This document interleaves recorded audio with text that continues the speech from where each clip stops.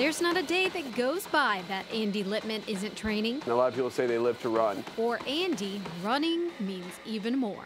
In my case, I truly run to live. The strength and endurance Andy displays at 44 is a combination he never imagined. He's the first to tell you living with cystic fibrosis, a life-threatening genetic disorder, has been a series of ups and downs. When I was about 8 years old, I read an encyclopedia that people with CF don't normally live to the age of 25. When I read that, I was pretty devastated. The knowledge haunting Andy until college. I'd stopped doing my treatments, I'd stopped taking my meds, I was just ready to die.